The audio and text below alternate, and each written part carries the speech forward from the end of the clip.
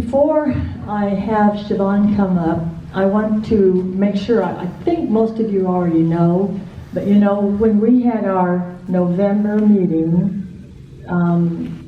we had a little glitch with our video, so we only got the first part of Ina's talk about her grandfather.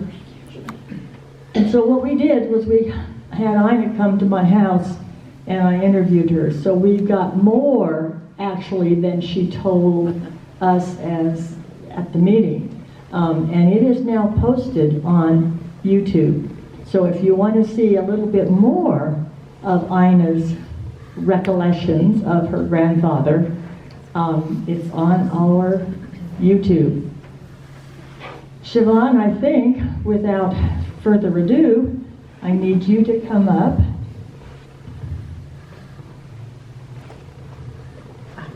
And introduce our speaker. This is just such a unique and special treat tonight. We have Jeff Lapidus coming up from Sierra Madre, which is down by Pasadena. He and his wife drove up this afternoon. And he is a Southern California photographer and book designer. And they actually live in Sierra Madre, and he has designed the deluxe centennial books for Sierra Madre and San Marino. He is a fantastic storyteller. I think it requires a unique eye to see things with a photographer's eye, but it is even more unique to couple it with a great story.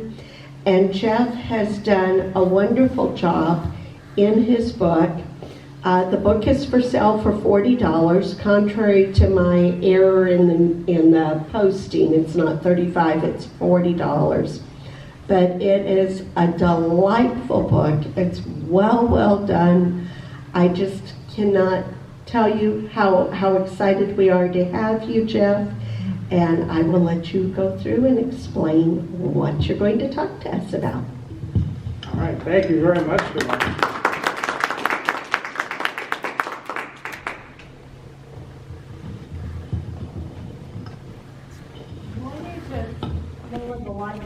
Yes, that would be wonderful, thank you.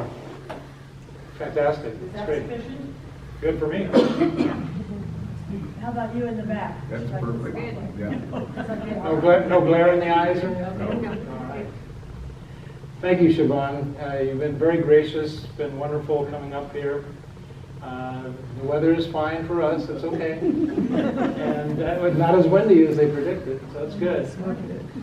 So, what is this story? I'm going to give you a little bit of a backstory. That I designed a book for John Robinson, who was the #1 historian and author about the mountains in Southern California. And he did his magnum opus.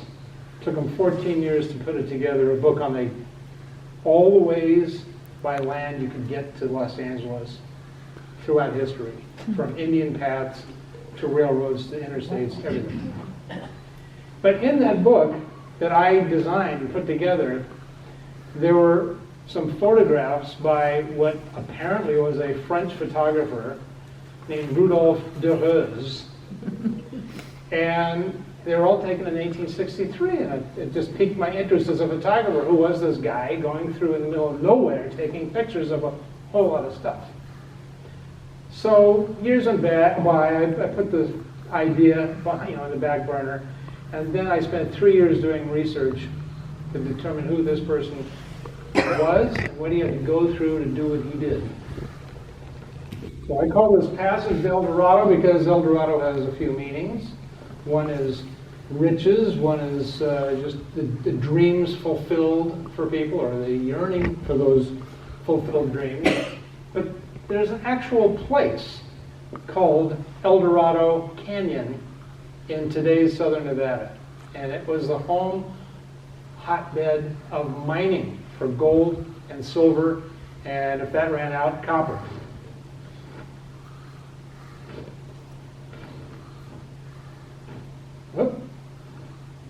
Mockery Hill. This doesn't look much like the Mojave Road. But this is the hometown of our photographer. And no, it's not in France. It's in Bernau by Berlin, nearby Berlin. And this illustration is from the year he was born, which is 1823, a parade going down Main Street of his town. Now this was in Prussia, which was a part of, it's pre-Germany, but there was an amalgam of German republics that got together. But in 1848, when he was in his early 20s, Europe was a hotbed of revolution.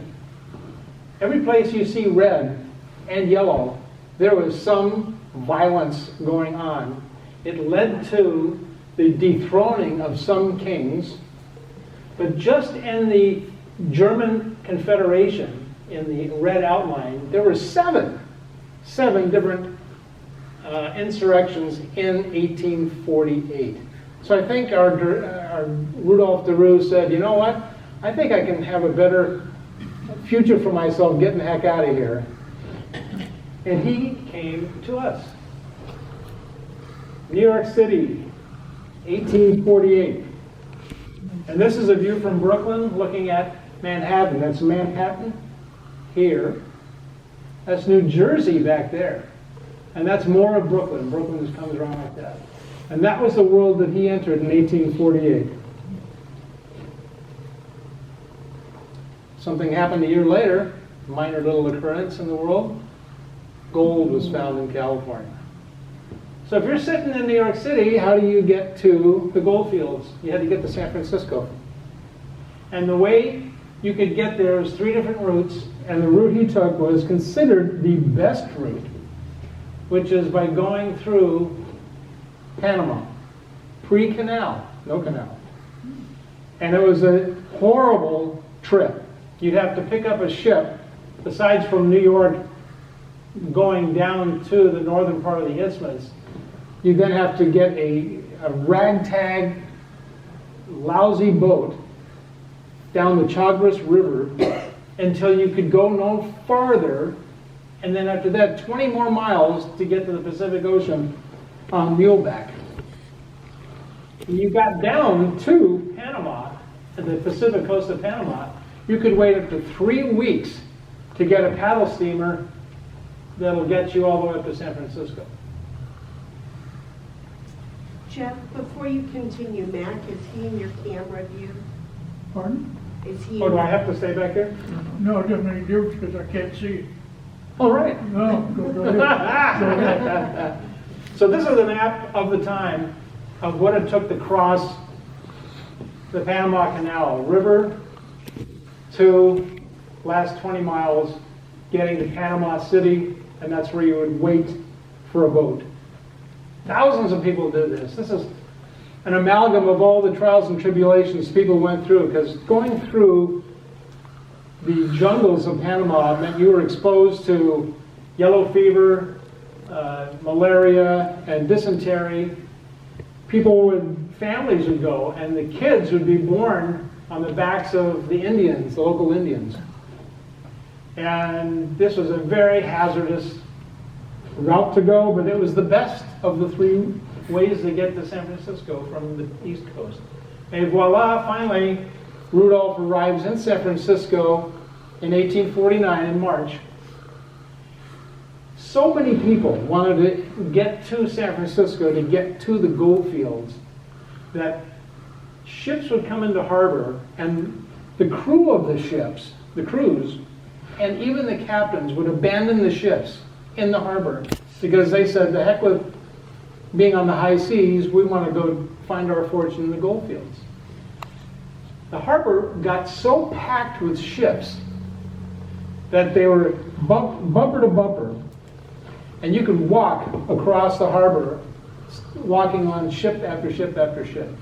It became such a nuisance, it brought the harbor to a standstill, that the city fathers of San Francisco said, anybody can go out there and start chopping up the wood for building materials for their homes on land.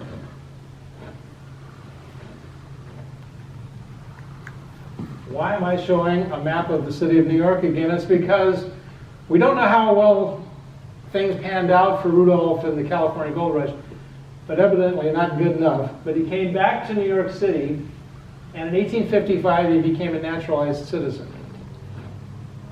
But he had happy feet, and he had to go through Panama again, but something major had developed in Panama. There was now a railroad. So it wasn't nearly as hazardous or lengthy as before.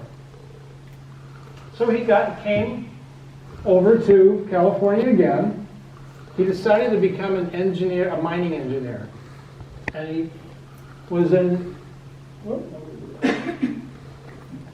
he ended up in Butte and Yuba counties. Butte and Yuba counties. Became a quartz miner and went bankrupt. So he said, what am I supposed to do now? He actually ventured up to British Columbia, to Victoria on Vancouver Island, and he set up shop as an architect.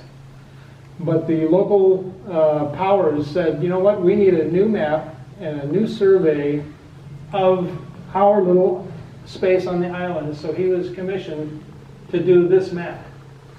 So now there's Rudolph de Roos. We're talking about, and he signs this as a civil engineer, CE. So we have Rudolph de Roos is now a cartographer, a surveyor, a miner, and a civil engineer. But decides to come back down to California again. Back down to San Francisco, where some capitalists heard about him because of that map making up in BC. And he was commissioned to go to the new hot gold rush country, which was the Mojave Desert. That's how we get to the Mojave Desert. And he became the surveyor of the Eldorado mining district, which was Eldorado Canyon, which is, as I said before, in today's southern Nevada. It was Arizona at the time. So he comes on down. The way you got from San Francisco to LA was again by a steam paddle boat. That's how you did it. And the newspapers were full of 49 come again. And we're in 1863. And this is the hot story for Southern California, and people came to Southern California for this. By the way, I want to step back, and during this time, you folks in Rosamond live in a municipality with just short of 20,000 people, I think. Well, the population of all of the county of Los Angeles at the same time was 4,300 people. That was it for the entire county. So this is a map that Rudolph de Roos drew by hand, and it shows his route. This is how he went. He started out in Los Angeles. He actually dropped down to Wilmington down here, which was the seaport for Los Angeles. And he made his way to San Bernardino and back up through Cajon Pass. And he made his way all the way over to, that's where the Eldorado Canyon mining area was. And this will come up too, Fort Mojave. Now the year, keep in mind, 1863. Southern California was basically sympathetic to the South during the Civil War, overwhelmingly. And so there was a fort built out here, Fort Mojave, built in 1859 because there was unrest with the Indian population. And after a minor battle, it became peaceful. The war started, and the Army said, we need you back in LA because we don't trust the local population.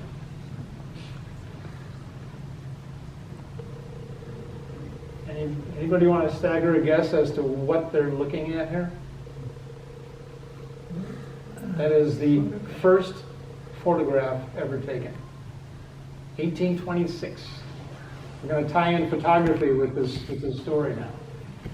After computer enhancement, looks like that. Wow. Now the exposure was so long, at least 8 hours long, that you see sunlight hitting this wall and sunlight hitting this wall. That's how long the exposure was. It was just an all-day thing.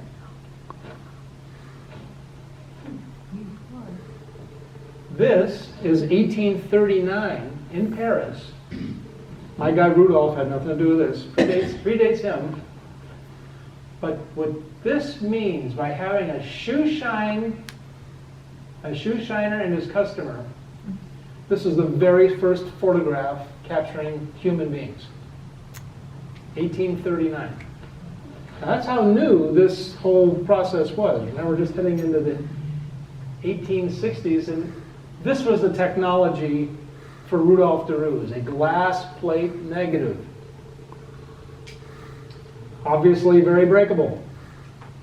And it was an arduous task to actually take a picture because it was a technology called wet plate photography. And by wet plate, there's the camera. That's a photographer and his wife/assistant. I have one of those. Oh, I'm sorry, photographer and brains of the business. Thank you. And this is probably similar to the camera that Rudolph had. And what we're seeing down here are the plate holders. And so you have to load this in a dark room and then cover it up with that cover, run it out to the camera and take a picture. But what made it even trickier is that it was all while the photosensitive emulsion on the glass plate was wet. Once it dried, it was no good. Couldn't take a picture of it. So there you had a very limited amount of time between being in your darkroom, preparing that plate, getting it into the holder, getting it to the camera, which is already pre-set up. You'd have the focus already done. Take a picture, and again, before any of this dries, run it back to the darkroom and process it. That's what taking a picture was in 1863. No iPhones yet. It was so difficult.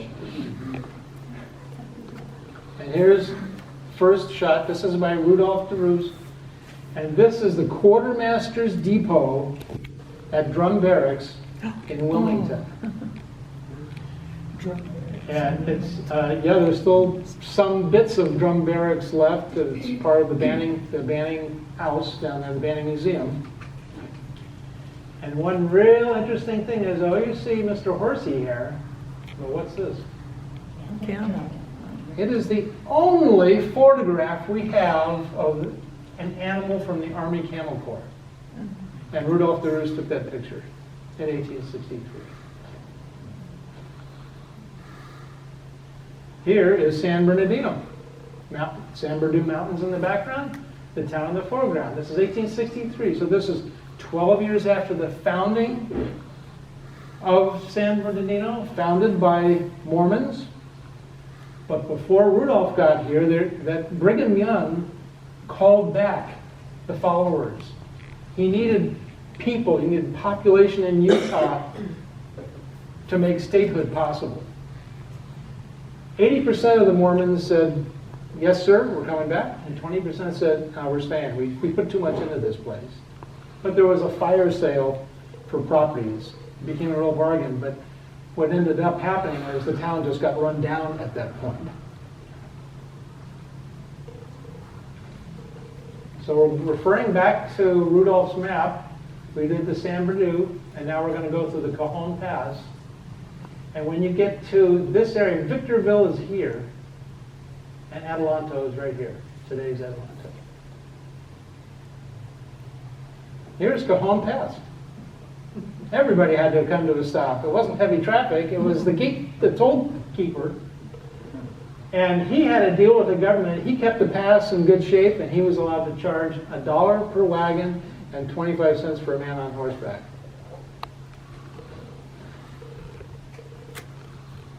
This is called Forks in the Road. I don't know why it's not Fork in the Road, but it's called Forks in the Road. This is the precursor of the interstate interchange of the 15 and the 40 freeways. This was where the Mojave Road split off, continued, and the road to Salt Lake continued north. That went north. That branched out to the north. And keep in mind, in those days, as soon as you left Los Angeles, all of it was considered the Mojave Road. It was referred to as the Mojave Road. It wasn't like, no, just after you got to the Cajon Pass. All the way from LA. In fact, people even considered that the road continued all the way back to Wilmington at the ocean. So as we're continuing on the trip here, that's Fork of Roads. And we're going to go through Camp Katy. See, there's the Great Salt Lake Road going up here, but we're heading this way. Camp Katy, 1863. Military outpost. Again, to quell any Indian uprisings. You notice anything missing? This is a military installation. Flag? No soldiers. No soldiers. Why? They're in LA protecting the metropolis of LA. And I wouldn't be surprised if that was Rudolph's wagon and he came with, and there's a fellow here standing on the top, and there's a guy hunched down here with the tree behind him. This is Soda Springs. Must have been warming up because somebody tossed their jacket off. And Soda Springs was a very interesting, odd place because of the following story here. And this is in the San Francisco Bulletin from July 31st, 1863. As we neared Soda Springs, which was in full view at that distance, we had presented to our vision a most beautiful city lying on the left of the springs. There we could see a long line of flat-roofed, turreted houses with their circular and Gothic doors and windows, long ranges of columns, dilapidated fortifications, streets showing plenty between the houses, a long row of clothing or hides hanging upon poles or lines. Away off to the right and the left of the city, suburbs were plainly visible, showing the houses and outhouses nearly covered with trees and vines. All along in the front of the city lay shipping and boats. The shadows of the trees, houses, boats, and now and then a half-submerged rock appeared plainly and beautifully in the calm, unruffled, and beautiful sheet of water lying spread out before us. The rest of our company rushed on to the water. I took my time and enjoyed the various changes in the city spread before us. It was one of the most complete deceptions I ever witnessed. As I came nearer to the apparent city, it wasted into thin air, such as life. That's how fantastic a mirage this place was capable of. This is Marl Springs, water. This is the crucial element in traveling across the desert is water.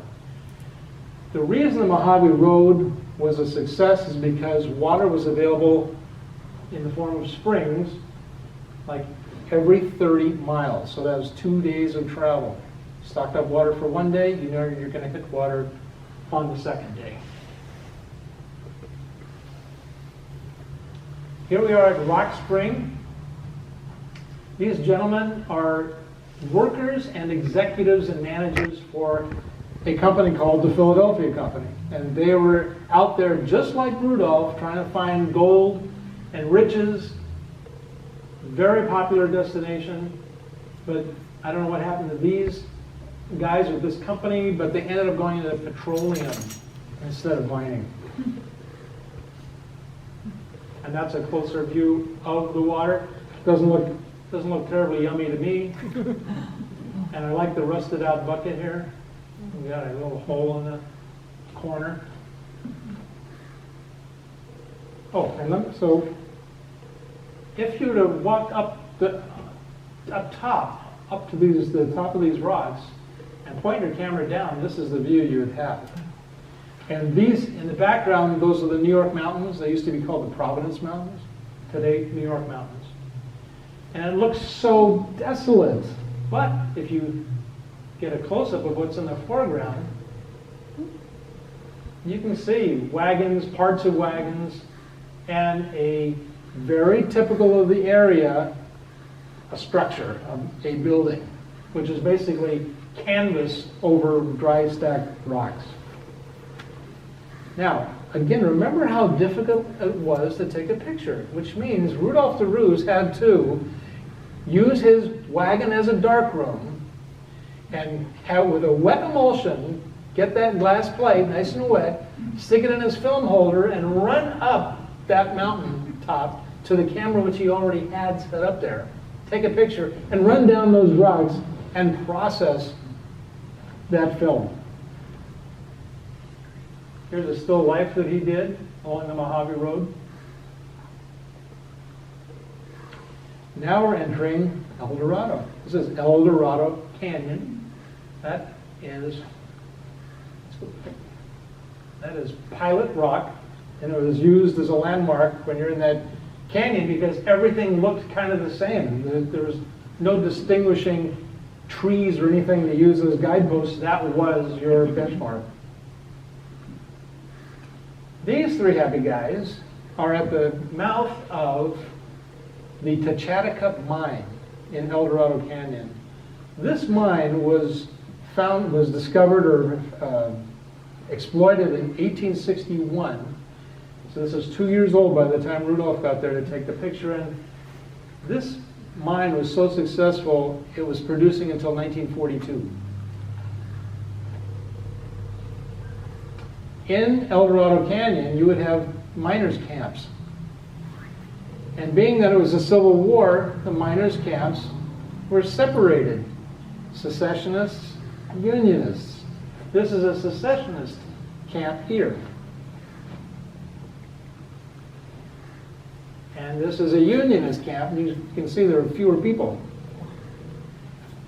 Take note of the guy back here. He has a saw in his hand and a piece of wood. That's actually a tip as to what his profession is. Here he is with his book on surgery. He was the Fort Mojave surgeon. He was a civilian, but he was a surgeon. And he's with a couple of Paiute Indians here. This is what DeRuse was really sent by those capitalists in San Francisco to produce. This was a detailed map, and I have it right here. It will be great for people to get right up to it and look at it and marvel at the detail in this thing. So he took 3 months to survey this one canyon, produce this map. I have a close-up. Every line you see here is a different mine. There were just hundreds and hundreds of mines in this one canyon. This is a tiny part of that map. The man on the left, John Moss, he's a fellow that started that Tachatacup mine in 1863, but he sold out and made a fortune. He made a fortune. And he is with the chief of the Paiutes, Truchera. Here's a little R&R for the miners.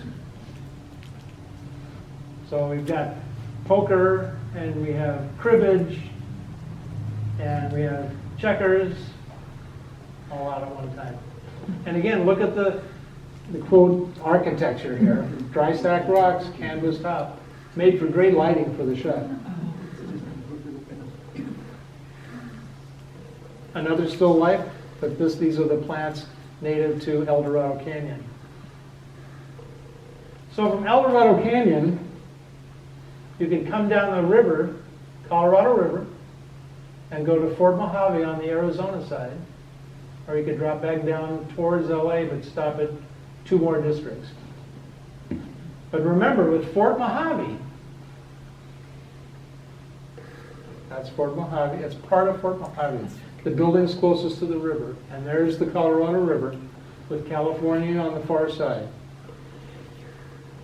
When the soldiers were withdrawn from Fort Mojave in 1861, they left one white man there to hold down the fort. His name was William Furlong, and he was there for 2 years and never had a single problem with the Indians, and they maintained the fort. And what happened after 2 years, 1863, around the time that Rudolph was going through? At that time, there was a new military group called the California Volunteers, and they would fill in for spaces that the U.S. Army couldn't handle on their own, and they're the ones that ended up manning the fort. Now this, I'm breaking away from Rudolph's pictures for a second here. How did you get across that river from California to Arizona? This is how you did it. This shot was taken much later. And what happened to all the ore that you were mining? How are you getting that to civilization? Colorado River. They had many ships like this that would go down to the Gulf of California, around Cabo San Lucas, and up to San Francisco. Back to Rudolph's photographs. Here are some of the more important Indians at Fort Mojave. And this is the commander, Captain Atchison, with the California Volunteers, with his orderly and clerk. And here he is with some local natives, Mojave Indians. Now, almost all of the soldiers, every free moment they had, they went to the mines too and staked claims and did some mining. Everybody wanted to be a part of this. Nobody wanted to have a furlough to go to LA or some other place. They wanted to get to the mines to strike it rich. Back to this, and now Rudolph is now done with Eldorado Canyon, and he wanders over to the Macedonian mining district, where he works for 2 years. And he, as you can see, it's a much smaller operation, but it was very profitable. And he created this map and sent it to, down here, it's for Professor Silliman, Jr. At Yale University, there was a father-son teaching team, Professors Silliman, Jr., Sr. And they were the most important chemists in the burgeoning field of petroleum. But in Professor Silliman Jr.'s time off, he became a consultant for investors coming out from Yale, going into the mining areas, and he met Rudolph at the Macedonian mining district. Rudolph did this map, sent it to him at Yale. And by the way, as successful as Silliman was for petroleum, he was a disaster for all of the investments he steered his customers toward. Whoa, what do we have here? Well, Rudolph, while he was at the Macedonian district, there was a call by Louis Napoleon, Emperor Napoleon III in France, in 1864. And it was going to be the biggest science and industry exposition in history, in the world, ever. And this is what he ordered to be built in Paris. And Rudolph answered the call to send a specimen of silver from his Macedonian mining district, and it was put on display at this event. So Rudolph leaves Macedonian mining district, and he decides he's going to work for the California Geological Survey. And he kept starting a project and couldn't finish a project. Kept starting a project and couldn't finish the project. And he was in, where would he have been? The greatest place on earth, Kern County. And he settled in Havilah. And he took 2 photographs of Havilah, and it's doubtful whether this is one of the 2. We don't know. We have no way of knowing what those photos were. They did not survive. This is probably 1870 to 1890, this shot here. And Rudolph had a deal with Kramer's Hardware in town to sell lithographs of his 2 photographs for $1. After Rudolph did his bit in Kern County, he went back to the State Geological Survey and said, I want to try it again, but I need help. I can't just do this on my own. So the state gave him 2 assistants. Now he could go off and do the job that he always wanted to do. But they gave him an area of the eastern Sierras all the way from Mono Lake to Tehachapi. in the 1860s, and you got to cover a lot of ground. But he completed his job, and he discovered 2 groves of tule trees that was, to that point, unknown to white people. And so when J.D. Whitney, the state geologist, published this book, Yosemite Guidebook, he included a big thank you to calling out Rudolph de Roos for discovering these 2 groves of trees. While he was doing that survey, unbeknownst to him, a patent application he had mailed into the government had been approved. Now, de Roos air treatment, what the heck is this? It was a way to speed up the fermentation of wine. And wine was becoming a new big industry in California. And what the odd thing here is, why the heck, what's with the address? Because by this time, he had left California and had gone back to New York City. This was the first of 21 patents that he ended up holding. And like I said, he's back in New York City, where in 1896, at the age of 73, he took a fall in Yonkers, New York, just north of the city, and he cracked his skull. Lived on for 3 days at the Yonkers hospital, but he passed away. While he was in New York, he belonged to a new society. It was a cremation society. Cremations were a new thing. And of course, there was a huge backlash. Most Americans thought that that was, an abomination to burn a body. But that's what ended up happening with him. He was cremated. Now his photographs. His photographs took quite a wild ride as far as who they ended up with. Too much detail there, it's in the book. Excuse me. But in 1942, the Museum of Modern Art in New York decided to put on a show, photographs of the Civil War and the American frontier. Who was the curator of that show? Some guy by the name of Ansel Adams. 1942. And so in that show, they were showing Curtis, Matthew Brady, Timothy O'Sullivan, all the absolute greatest names, and included in this show 5 prints by Rudolph de Roos. And this is the book that I have here, and it entails all of the photographs known to exist for Rudolph de Roos, and the whole story of him, the trip, and what life was like in 1863. And I thank you very much.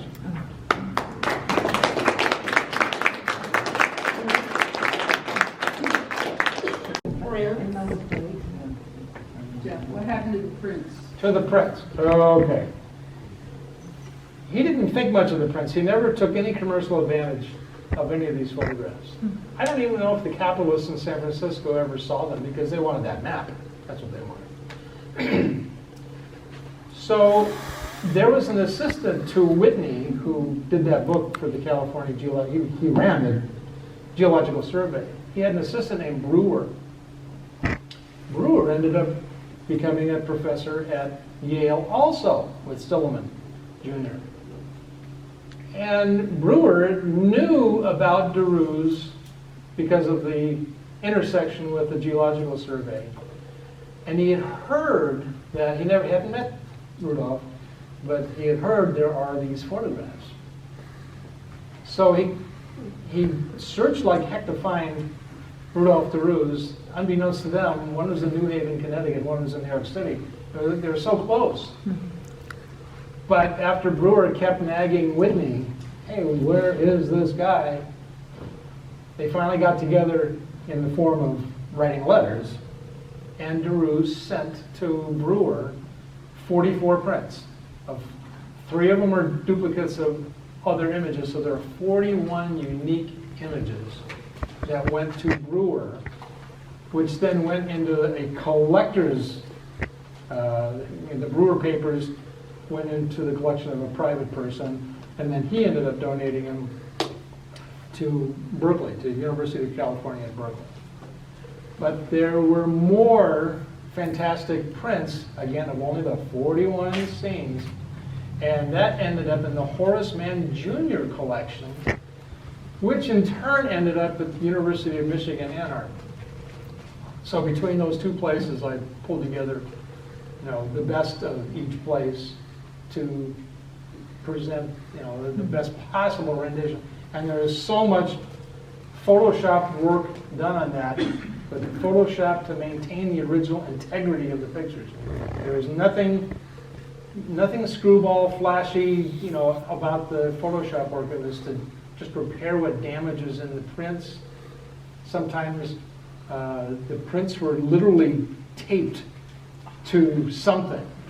And so you had tape residue, and I was able to have people take the residue out, and you could see what was behind it through Photoshop. Amazing. So, and the prints are only like 3.5 by 4.5 inches. They had no enlargers in those days. You can blow anything up. Whatever size print you wanted, that's the negative you shot in the camera. And there were cameras. The picture of the Golden Spike being driven at Promontory Point in Utah? That camera had a negative that was 6 feet across. It was put together for the sole purpose of taking that one shot, and it was destroyed after that. I mean, we couldn't do anything with it. It was too huge and big, bulky thing. So it was very common for the top photographers to shoot with view cameras that had negatives 14 by 17 inches. I mean, you just can't find any of that stuff now. But Curtis, when he shot the Indians in the Northwest, he used 11 by 14, 14 by 17, 8 by 10. Today, 8 by 10 is the limit, and with digital, that's dead too. So, yeah. And then what did they do with the plates? The plates, I have no idea what ever happened to the plates. My guess is Rudolph Taruse is tired of California. He says, I'm going back home to New York. Paper prints weigh a whole lot less than glass plates.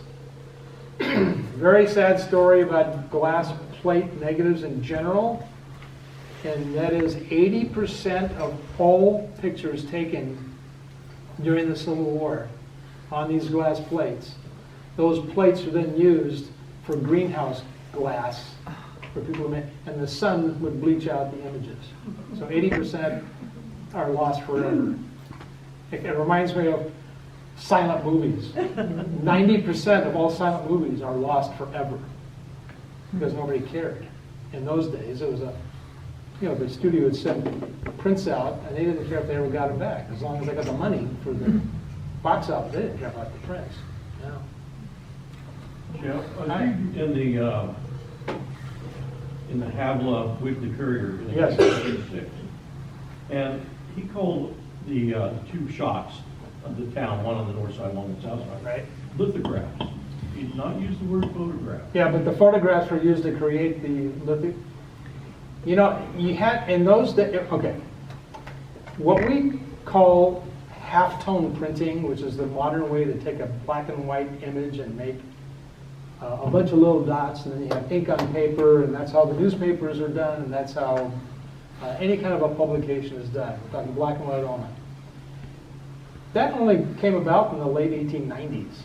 Before that, someone would have to actually do a wood etching based on the photograph, and it was a wood etching that was reproduced. And it's funny, and the Wall Street Journal now is kind of a throwback because you'll see not photographs with like the author's picture. It's just like a wood engraving. And they hung on to that, nostalgia. I don't know what it is, but that was photography reproduction. Was not as we think of it. They're etching. They were just etching. Those lines. So the Havla lithographs were things like that. Yeah.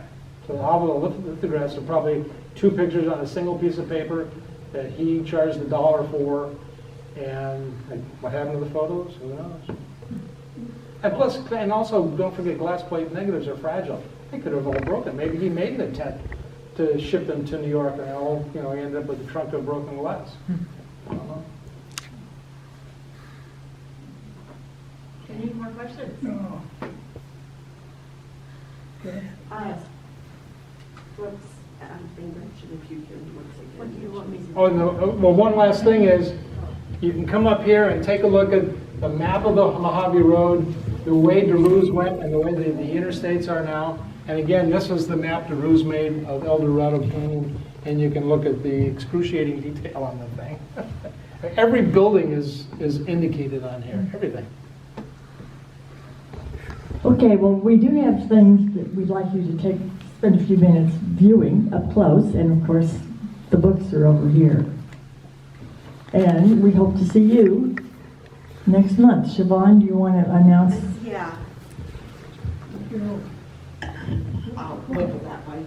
You want us in front? Are you still videoing? Okay, next month we're going to have Bob Alvis come and speak on trains, and he has a program, oh goodness gracious, that goes from Mojave up through Boron and that direction. Goodness gracious, I should have paid better attention. But anyway, it's Bob Alvis, you know, it's like, you know, saying the rock star is coming. But he's got two names. But thank you so much, Jeff. This has just been delightful. And once again, his book weaves those newspaper articles and that story through those pictures. Just Yes, the book is an immersion into 1863. That's how that was the concept of the book. It's not new history written about it where we whitewash it one way or the other. No, this is how people wrote about their experiences at the time. so thank you. You're welcome. Thank you very much. Thank you very much. Very good, thank you.